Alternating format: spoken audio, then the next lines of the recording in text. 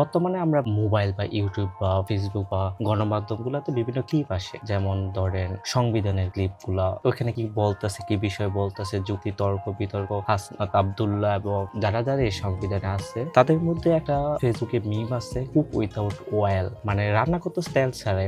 সংসদে এমন সব কথাবার্তা বলতেছে যে তেল ছাড়াই রান্না করতেছে বা চুলা আগুন ছাড়াই রান্না করতে। তার মধ্যে আমার এখানে একটা সাইকোলজিক্যাল গেম আছে, কারণ দেখবেন যে কোনো দলে তাদের বিরোধী পক্ষে দলের ভুলগুলো আগে বলে এবং তাদের অতীত নিয়ে টানাটানি করে। এটি হচ্ছে সংসদের প্রধান কারণ। সংসদে আপনার লক্ষ্য বলবে এবং আগের দল কি বললে গেছে না বললে গেছে, কি করছে না করছে, এগুলো সংসদে মূলত তুলে ধরে। তো এক্ষেত্রে তাদের মাইন্ডসেটও কিছু কাজ করে, যেমন কারণ তারা ক্ষমতার লড়াইটা দেখে এবং চ্যালেঞ্জের কৌশল, মানে আগের দল ক্ষমতায় ছিল, এই চ্যালেঞ্জ গুলো তারা নিচ্ছে এবং করতে পারেন। এখন এই সরকার দলে উনি জিতছে বিধান, উনি সংসদে এবার একটা আসন পাইছে এবং সেই সরকারকে বারে বারে মনে করে আপনি পারছেন না এবং আপনি ক্ষমতা থেকে নাইমা যান এবং আমাদের ক্ষমতাটা দেখেন। বিরোধী দল তার প্রতিপক্ষকে চ্যালেঞ্জ দিতেছে এবং ক্ষমতা থেকে নামার জন্য এক প্রকার ধ্বংস করতেছে, এরকম একটা ব্যাপার এখানে হয়। আর সবচেয়ে মনে রাখবেন, নেগেটিভ ক্যাম্পিং সবচেয়ে ইফেক্ট। কি হোক বদনাম করতেছে করুক, আপনি তো প্রতিপক্ষ দল সম্পর্কে জানতেছেন, যে আপনি রুবিন ফারহান একটা ভিডিও দেখতেছেন, ক্লিপ দেখতেছেন, সে বলতেছে বিরোধী পক্ষ, সেক্ষেত্রে আপনি রুবিন ফারহানের পক্ষে আছেন, শুনতেছেন, কিন্তু আপনি যে পক্ষের তারা চিনেন না, সেক্ষেত্রে আপনার সাইকোলজি তখন কাজ করে ওই ব্যক্তিটাকে সম্পর্কে জানেন, সেক্ষেত্রে আপনি ওই ব্যক্তিটাকে সম্পর্কে জানতেছেন এবং ওই ব্যক্তি সম্পর্কে তত আপনি জানতেছেন এবং সে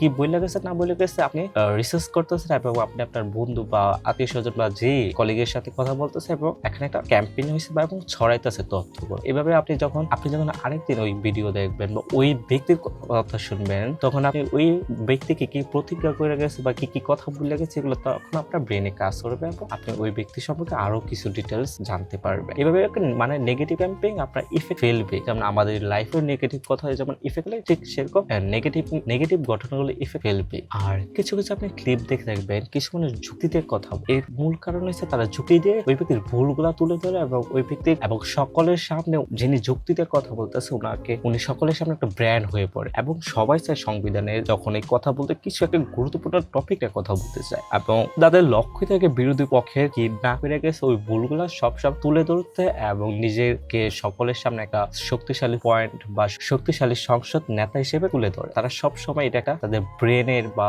যারাই আপনার সংসদে থাকে তাদের একটা ইফেক্ট বা তাদের একটা পাওয়ার। এটা আপনি বলতে পারেন রাজনীতি তো আমরা তো লেখাপড়া করছি অতীত নিয়ে কথা না বলতে, কেন রাজনীতিতে বারবার অতীত নিয়ে কথা বলে? এটার কিছু পয়েন্ট হচ্ছে এটার প্রথম স্টেপ হচ্ছে আপনার ভার্সন কন্ট্রোল, মানে অতীতের কিছু ঘটনা দিয়ে বর্তমানের দলকে একটা নেগেটিভ সাইডে নিয়ে যাওয়া এবং সকলের সামনে তার যে কাজগুলো করার কথা ছিল সেগুলো যে করে নাই সেগুলো বারবার সকলের সামনে তুলে দেওয়া। আর 2 নম্বর পয়েন্ট হচ্ছে ইমোশনাল ট্রিগার, মানে অতীতে যে সরকার ছিল সেই সরকার হত্যাকাণ্ড যে ঘটনাগুলোর সাথে জড়িত ছিল সেগুলো সাধারণ ভোটারদের সামনে তুলে ধরে বিরোধী দল নিজেদের লয়ালিটি ইমেজ বাড়াতে চায়। এটা হচ্ছে সবচেয়ে বড় একটা পয়েন্ট, স্ট্রং পয়েন্ট। এখন আমরা কি করি, কিছু একটা ক্লিপ আসে ফেসবুকে, তখন আমরা শেখ হাসিনার কিছু ক্লিপ আসে, তখন আমরা বলি শেখ হাসিনাই ভালো ছিল এই সরকারের তুলনায় এবং এই সরকার কি না করেছে, তখন আমরা সেই ঘটনাগুলো আমাদের ব্রেনে তখন ইফেক্ট ফেলে এবং আমরা তখন শেখ হাসিনা যে ঘটনাগুলো করছে 24 গণ আন্দোলন সেইগুলো তখন আমরা ভুলে যাই এবং আমরা বিরোধী দলের ঘটনাগুলো মনে রাখি। এটা একটা ইমোশনাল ট্রিগার। মানে আপনি পলিটিক্স করেন